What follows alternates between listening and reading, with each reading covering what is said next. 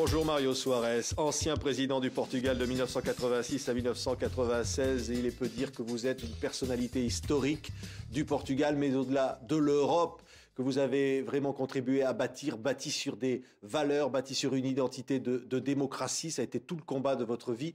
Aujourd'hui, cette Europe est malade. Monsieur Soares, vous pensez que l'Europe a une chance de s'en sortir? Bien, je pense que oui, ça doit se sortir, parce que ce serait une tragédie non seulement pour l'Europe, mais pour le monde entier, si l'Europe pourrait se désintégrer. Ça serait une chose terrible. Vous pensez qu'il y a vraiment un risque que l'Europe puisse se désintégrer? Ah, bien sûr que oui. Elle est un petit peu déjà désintégrée, parce que les décisions sont prises par 2 ou pour 3 personnalités de l'Europe, et les autres sont là pour faire, disons, pour être présents. Ce n'est pas rien. Alors, les décisions de l'Allemagne, c'est Mme Merkel qui la prend. Et les décisions de M. Sarkozy, c'est la même chose. Alors, les autres sont là pour faire, enfin, état de présence, mais ils interviennent tellement. Oui. Alors, je suis très préoccupé à cause de l'Europe et de la situation européenne. Non pas seulement pour mon pays, qui est une situation difficile, mais quand même que je pense qu'on peut s'en sortir, peut-être. Mais le fait, c'est que a été la Grèce, l'Irlande après, si vient le Portugal après l'Espagne. Ça, c'est possible, Monsieur Soares? Vous pensez qu'il y a un risque de contagion au Portugal, de la crise de la dette? Le risque existe. Et les marchés, qui maintenant sont qui commandent, les marchés, on ne sait pas d'où viennent ces marchés, quelle est la volonté qui les dirige. Ce qu'on sait, c'est la spéculation, bien sûr. Mais derrière tout cela, il y a une idée, peut-être il y a. Et quand on fait ce qu'on fait pour le Portugal, comme on a fait pour l'Irlande, et aussi pour... Il y a les fautes qui appartiennent à chaque pays, c'est vrai. Mais le problème, c'est un problème européen. Et c'est le problème de la survivance de l'euro. Et l'euro, c'est une monnaie pour tout le monde. Alors, si on perd l'euro, on désintègre l'Europe. Oui, l'euro qui est au plus bas aujourd'hui, hein, oui, qui est en difficulté. Ça, ce n'est pas une grande importance. Au contraire, ça a des avantages. Le grand problème, c'est que l'Europe n'est pas capable de se défendre de la crise. Et elle n'a pas accepté les responsabilités qu'ont eues les banques et les gens du grand capital qui ont amené d'abord aux États-Unis et après pour l'Europe et maintenant pour tout le monde cette énorme crise. Ils veulent continuer avec le même paradigme. Oui, ça veut Or, dire... il faut aider aux croissances.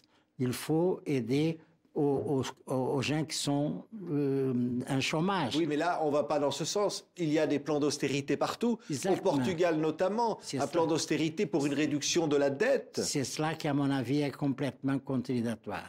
Parce que nous allons dans le sens, non seulement le Portugal, mais tous les pays européens, nous allons dans le sens de récession pour la prochaine année. Ils n'ont pas de croissance. C'est ce que nous avons on espère un peu plus de 0 et quelques de croissance alors que l'Europe n'y croit pas. Jamais l'Allemagne et la France ont pensé qu'il était nécessaire une stratégie d'ensemble de toute l'Europe, au moins de l'Europe de l'euro. Mais non, il y a l'Europe des autres, on sait déjà qu'est-ce que sont, ceux qui sont au dehors de l'euro, et après, il y a l'Europe de l'euro. Et l'Europe de l'euro, personne ne sait où elle va dans ce moment. C'est une volonté politique, M. Soares, qui manque aujourd'hui réellement. C'est la faute à qui, très clairement, très concrètement? C'est la faute à ceux qui dirigent aujourd'hui les nations? C'est la faute aux dirigeants de l'Europe de maintenant. C'est la incapacité qu'ils ont de comprendre le problème européen. Peut-être ils n'ont jamais compris. Ce sont des gens qui n'ont pas cru dans l'Europe, que c'est le projet. Vous parlez de Nicolas Sarkozy, vous parlez d'Angela Merkel. Madame Merkel d'abord, M. Sarkozy après, mais aussi tous les autres qui sont au pouvoir dans Cameroun, M. Berlusconi, etc., tous ces gens. Et tous les autres qui sont là. C'est une Europe extrêmement conservatrice, qui est maintenant celle qui existe, et celle qui commande.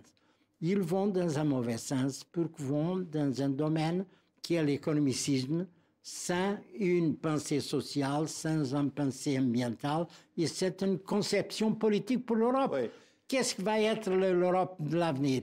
Comment l'Europe peut tenir sans être forte, tout elle ensemble, tenir devant les pays émergents et devant le monde entier. Oui, on voit bien dans les retranscriptions des conversations diplomatiques avec les États-Unis qui ont été révélées que pour les États-Unis, l'Europe ne compte pas beaucoup.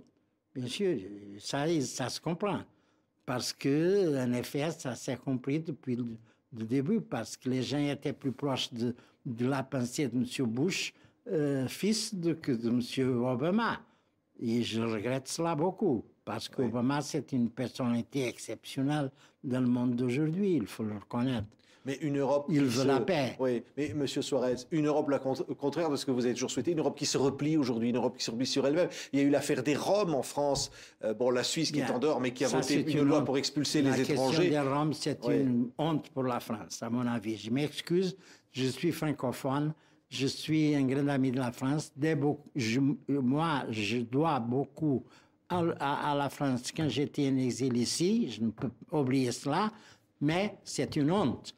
Pour cette France, les droits de l'homme, pour cette France, la liberté, la Révolution française, tout cela, et pour la France qui a créé ou a aidé à créer cette Europe et ce projet de paix qui est le projet de l'Europe politique, c'est une honte véritablement ce qu'on a fait avec les Roms. Oui, et l'Italie, Berlusconi, et finalement, est-ce qu'il y a une alternance socialiste ? Vous suivez aussi l'actualité en France, il y a Ségolène Royal qui se présente, il y a un certain nombre de personnalités. On attend, j'aime beaucoup Madame Martine Aubry, par exemple, et je connais aussi l'ancienne candidate, mais je pense que c'est possible que la gauche française puisse sortir. Et ça serait une chose très importante pour toute l'Europe, de mon point de vue. Merci, M. Suarez. Merci d'avoir été notre invité en France, donc ce pays qui est quand même cher à votre cœur, j'imagine aussi. Oui, très cher. Oui, et à travers l'histoire. Et vous continuez de vous battre aujourd'hui, hein? Vous n'avez pas de retraite, bien sûr, je continue. Oui. Continuez à croire aux mêmes idéaux? Ah oui, sans aucun doute. Je crois au socialisme démocratique qui est en liberté. Merci. Mais pas au socialisme totalitaire, ça non. Merci Mário Soares, ancien président historique du Portugal, d'avoir été notre invité.